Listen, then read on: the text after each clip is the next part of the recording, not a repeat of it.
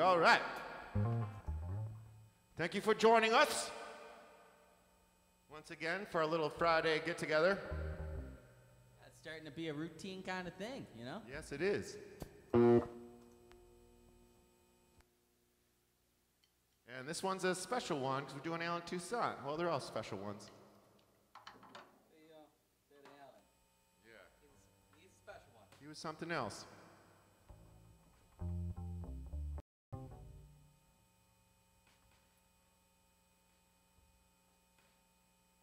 All right, Joe's going to sing the lead vocal on this next one.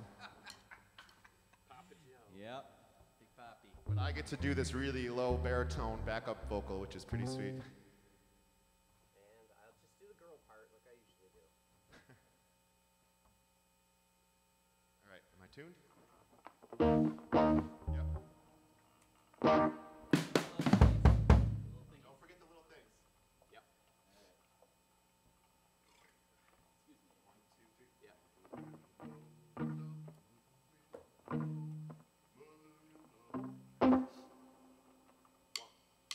Mother-in-law, Mother-in-law, mother-in-law, mother-in-law. When the words wasn't that I know. mother-in-law, Mother-in-law, oh, she worries me so. mother-in-law, Mother-in-law, that you leave me alone. When we didn't have such a happy home. Sam from down below. mother-in-law, Mother-in-law, mother-in-law, mother-in-law. They've been feeling alone. mother-in-law, Mother-in-law, 'cause to me they're about the same. mother-in-law, Mother-in-law, every time I open my mouth, when she stepped in and she put me out, how could she stoop so low? mother-in-law, Mother-in-law, mother-in-law, mother-in-law.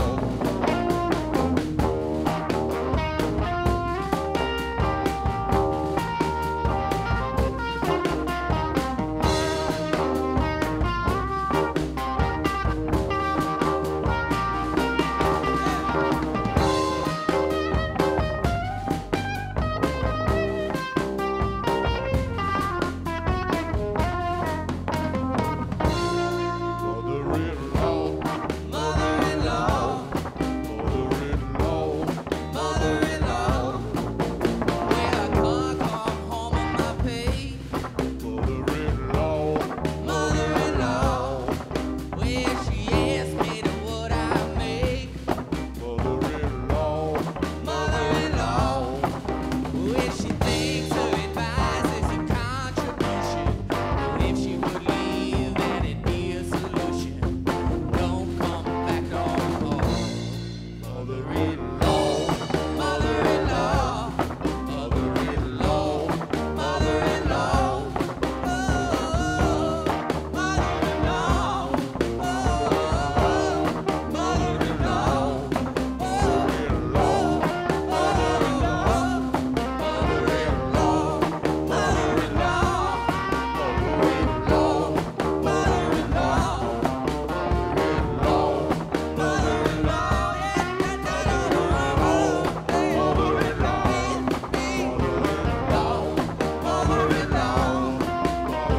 oh, mother-in-law, oh, mother-in-law,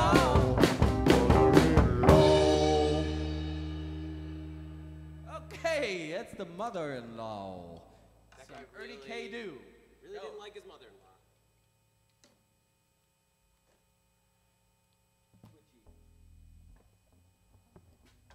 All right, we're switching over to the couch. We'll talk a little bit about Alan Toussaint.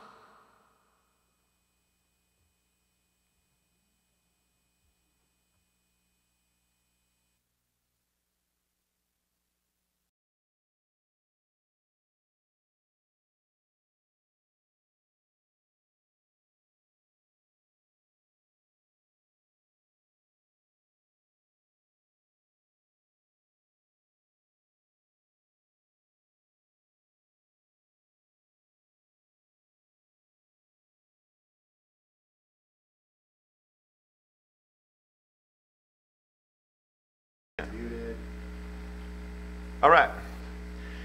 Now we're back over here. Yeah, so tonight the songwriter we're talking about is Alan Toussaint.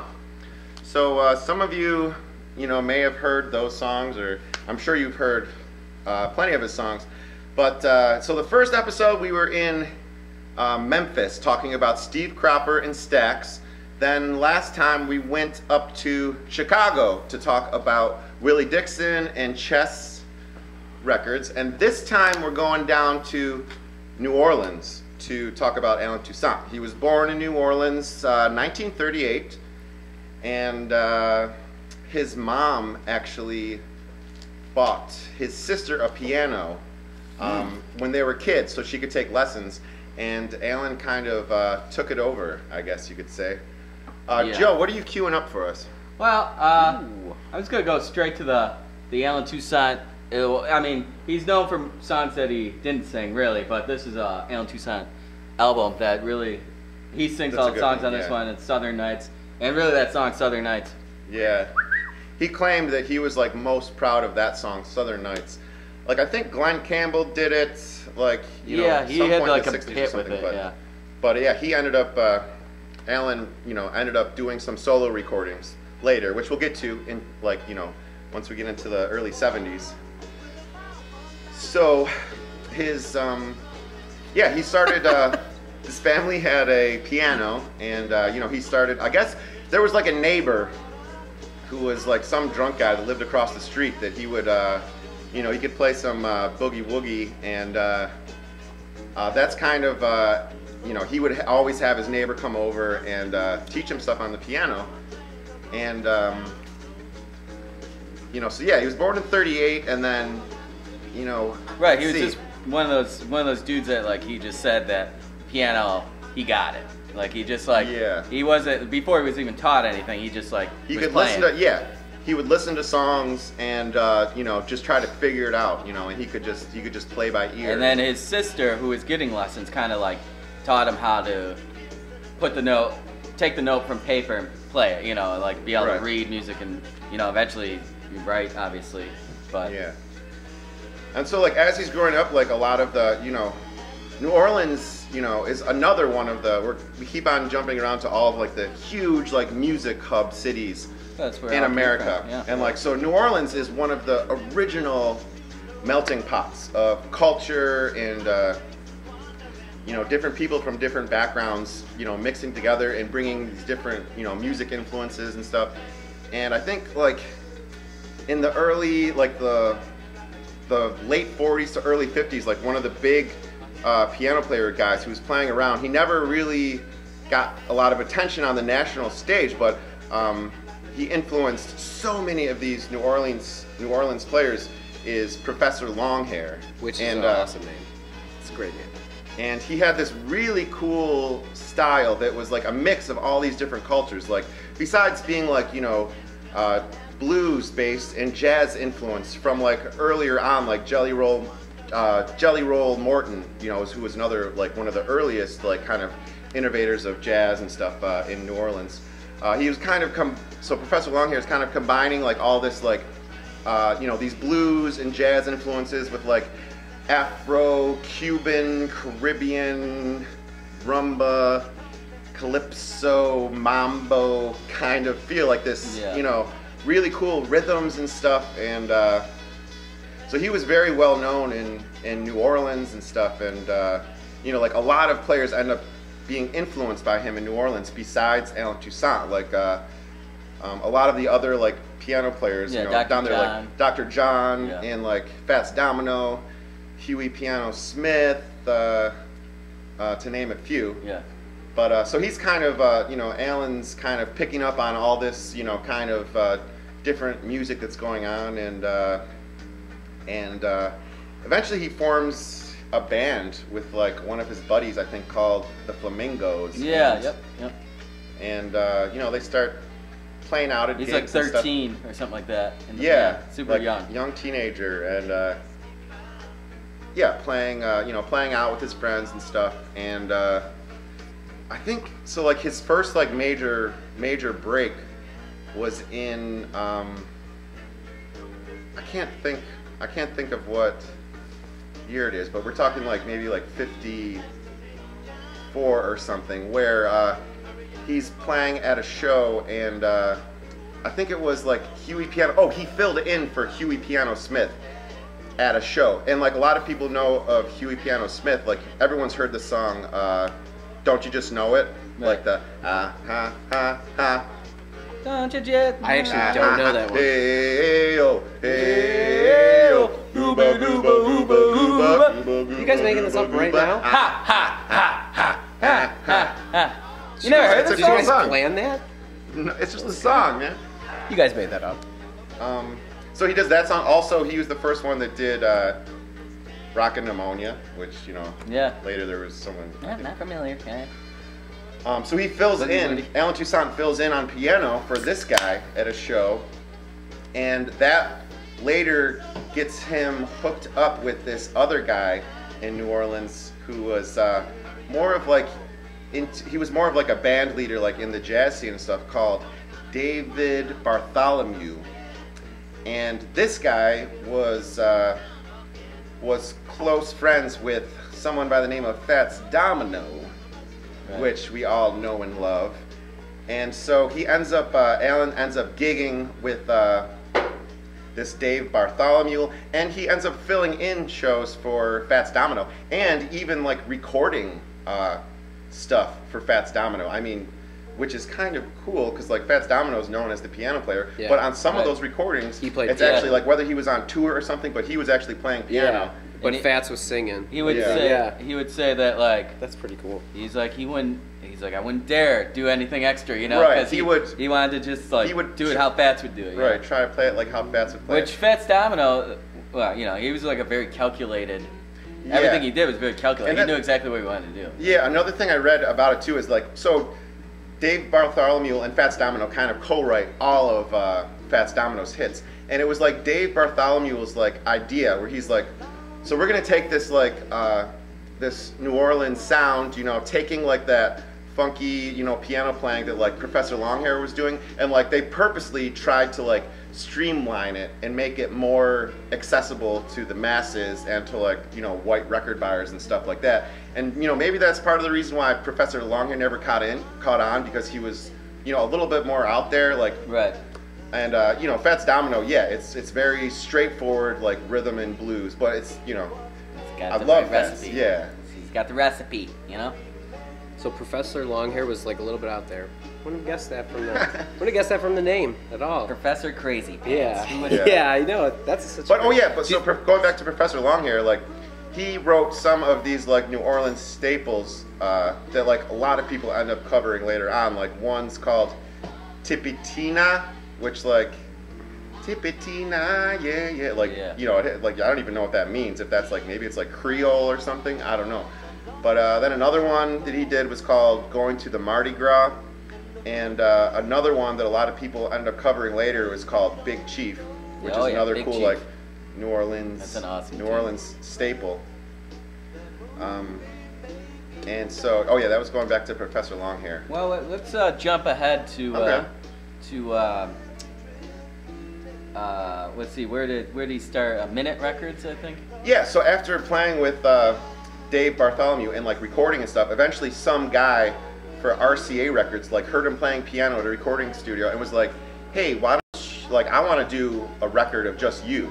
And so he actually put out his first solo record, I think Right. in like maybe like 58 Yeah, or it was something really like that. early, like and, 58, and it's all instrumental. Yep. And it was kind It's of called, like like- cheeky, like show tune sounding Yeah, kind it of was stuff. like New Orleans like inspired. The Right. name of the album was called like The Wild Sounds of New Orleans. And Right. stuff.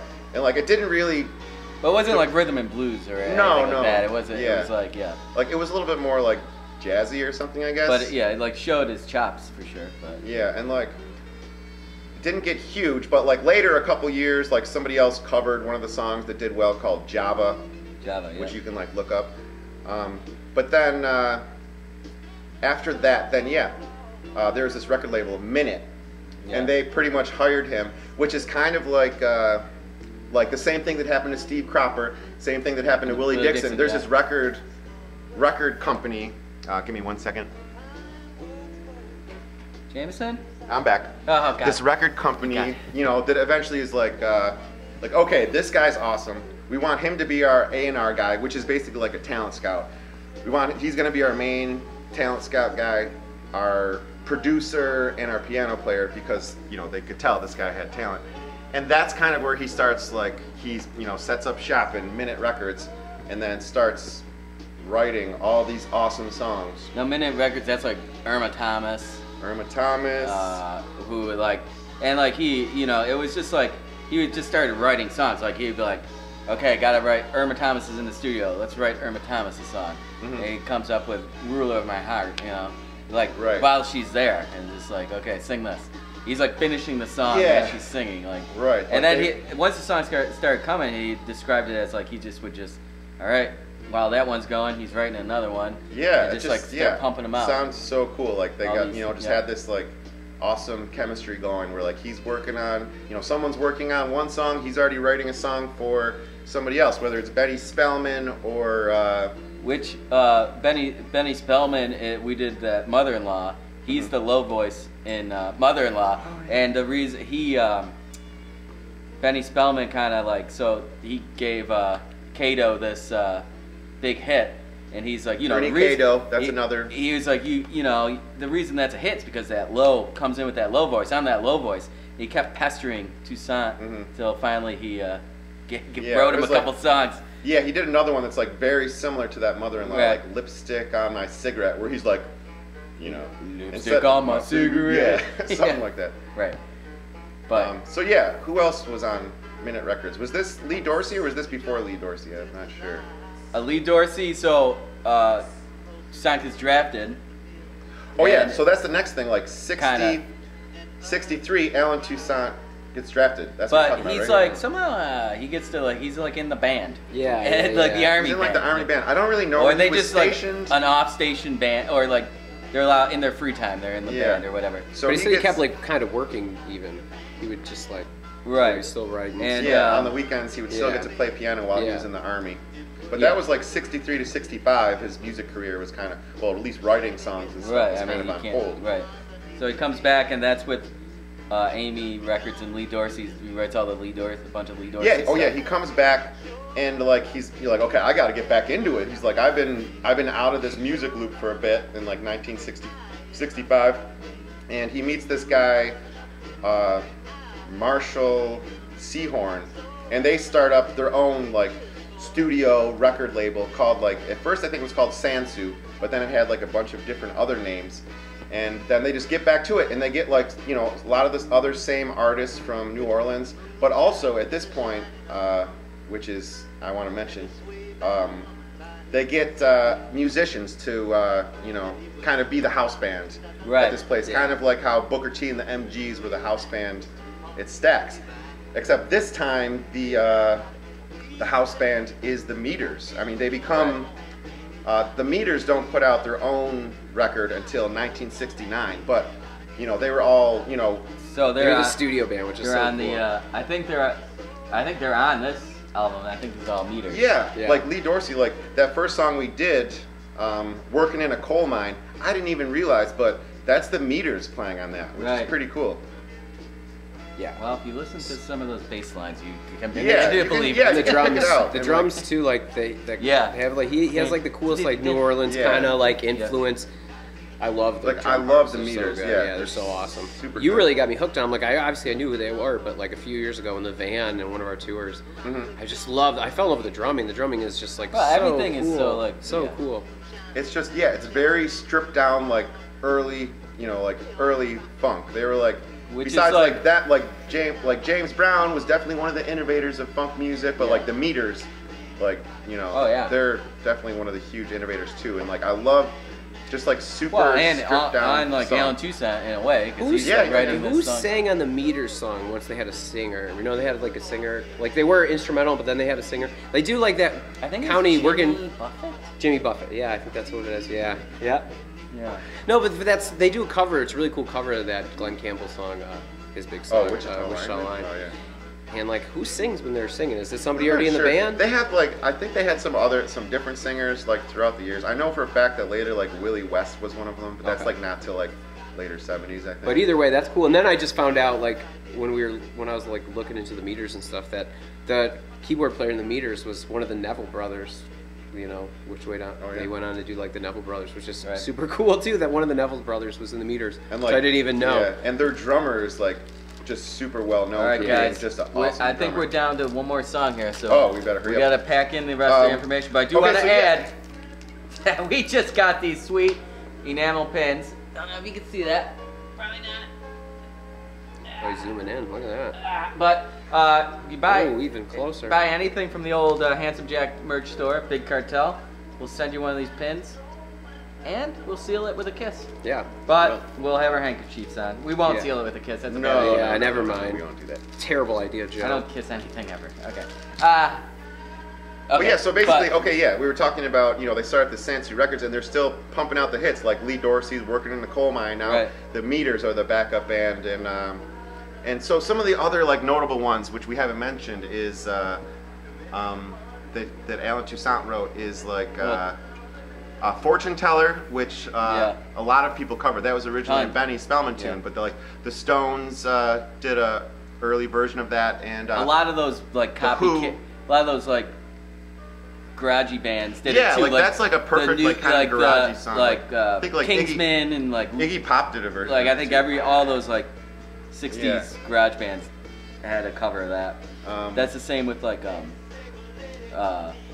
lot of them did "Pain in My Heart." Like "Pain in My Heart." The Stones did, and Otis Redding did that. So it was originally "Ruler of My Heart," and that was Irma Thomas's song. And then Up at Stax record, whatever those guys heard it, and then they recorded it as "Pain in My Heart." Changed like one word, but they did not credit Alan Toussaint. Yeah. But he took him to court or whatever, and then he ended up being credited for it. Which is just like that. Which I'm sure that kind of stuff happened a lot. But that's like Otis Redding's debut album. Yeah. That's an awesome album.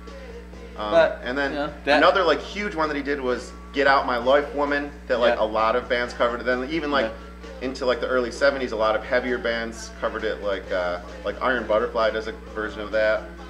But that was originally Lee Dorsey did the first. Was it Lee Dorsey? I think so. Yeah, Lee Dorsey. That's Lee Dorsey. So yeah, ton of hits that you wouldn't realize. And so then the Meters, things are getting funkier. We're getting closer to the '70s, and like Dr. John is obviously a huge produces New Orleans he figure. did the album that with the Meters. With the Meters as a band, right and time, Alan Toussaint. Right place, right time. Which everyone knows that's a great song. And he's producing Dr. John and the Meters around that, and like he even wrote like at least one or two Dr. John songs. And I don't know, one that I didn't know, I knew, but for a while I didn't know. Frankie Miller, he did one of his albums, High Life. Yeah. And at this Frankie point, Miller, once you get to the and 70s. that's like once like people are starting to find out about Alan Toussaint, and like so a lot of like Paul McCartney with Wings goes after him, and like a lot of people start going looking because everything the guy touches is Paul a hit. Simon did a lot of stuff. Yep. Elvis Costello did a lot of stuff with them. Oh, also Alan Toussaint, the band asked him to do horn arrangements on a couple of their albums, like In Cahoots and Rock of Ages. The whole last waltz. and the last he wrote all of arranged all of the horn parts for the entire Last Waltz concert. In Cahoots that has that one song that I always get the name wrong. Van Morrison. Van Morrison. What is he? He calls him the Belfast Cowboy. It's cool. Yeah. Him and Rich Emanuel are just singing to each other. Oh, Richard! Yeah. I love that song. It's so great. There's Van Morrison's the man. There's a cool documentary you can watch on YouTube on Alan Toussaint. Another cool thing that, like, speaking of Dr. John, like this really awesome live recording of this live thing of Dr. John from like '73 that I would highly recommend you checking out on YouTube. It's live at some studio called like Of course, now it's not. Now I can't think of it. Like Univox. Well, don't give it. Univox You don't want to Studio. give it all away, Jameson. I'll look it up later. Hit us up. Make them do a little work. Hit us up, and I'll let There's you know one what it is. out there, But okay? it's this. You go find it. It was like a small radio station in like New Jersey or something that like would record these songs and broadcast it. but they had like a great sound, and I can't find it on like Spotify or anything, but it's the whole show is on YouTube, and it's really cool. So That's cool. Yeah. Well, Funky guys, drums. the record's over and the side's over. It's time to play some more tunes. Okay, we're gonna get back up there.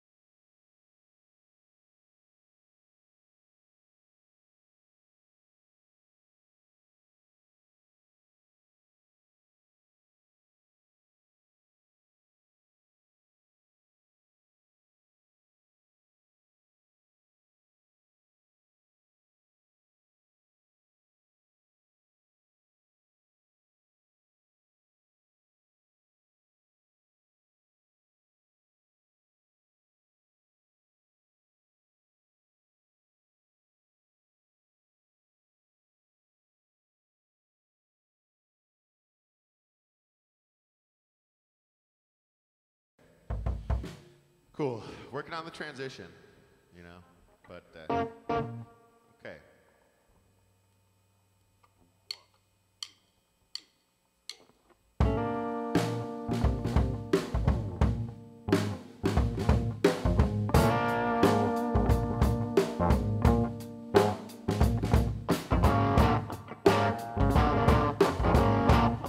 I can tell it in your eyes, that look of love for me.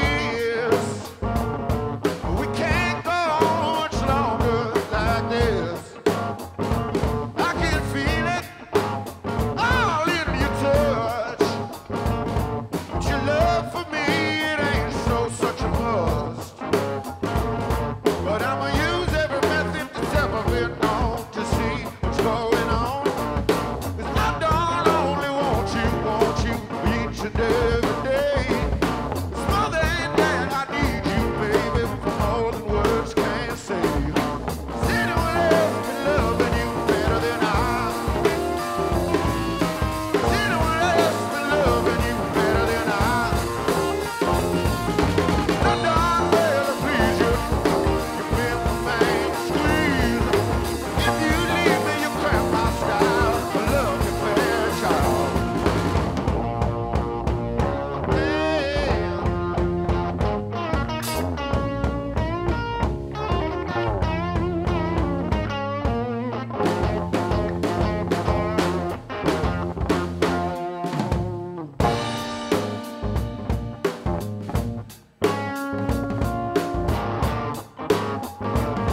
Oh yeah, I love you. Oh yeah.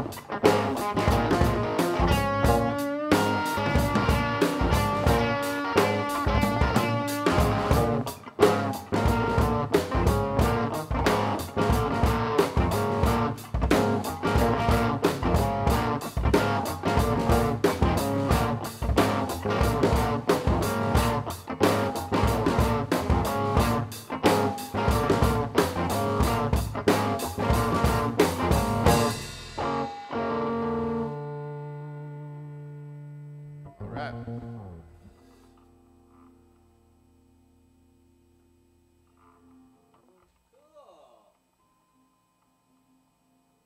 We got one more for you this episode.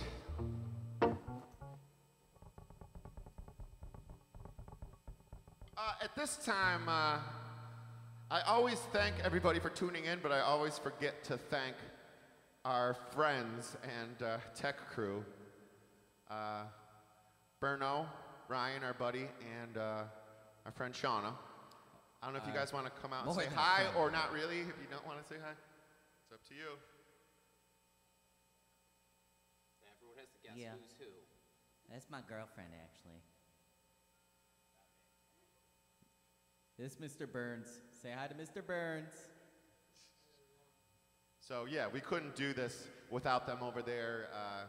Yeah, manning- working those cameras. manning the board, switching the cameras and all that stuff, and the lighting and everything. So Yeah. thank you guys, we appreciate it.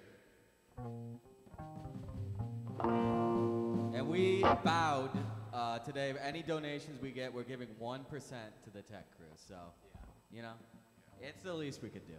Literally. I thought it said 0.1. 0.1%. Oh, sorry. Yeah.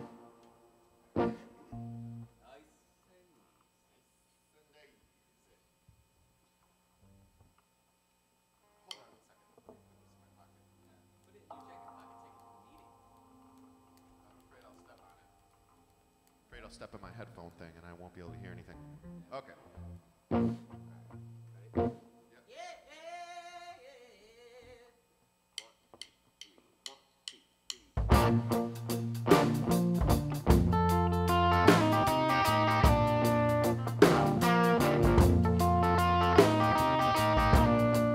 Pain in my heart, she's treating me cold. Well, I wonder where baby can be.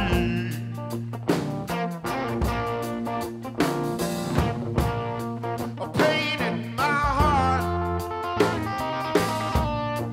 just won't let me sleep. And I wonder where baby can be.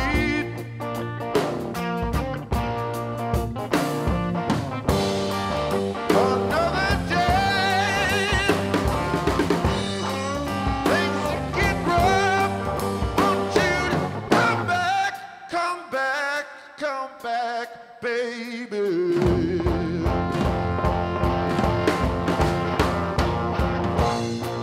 Pain in my heart,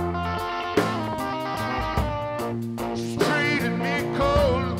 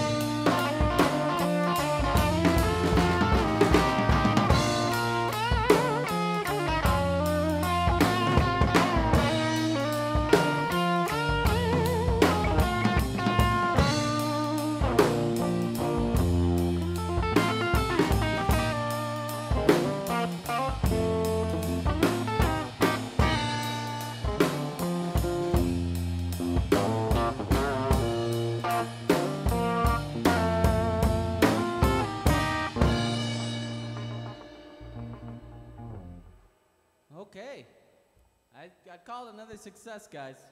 Yeah. Thanks Yeah, that was for tuning in. If you're hanging out, thanks for if you can toss us a buck or two, we'd appreciate it. Or maybe buy some merch. We'll send you some stuff. No kisses, and we had fun, and I hope you did too. Thanks. Stay safe. Yeah.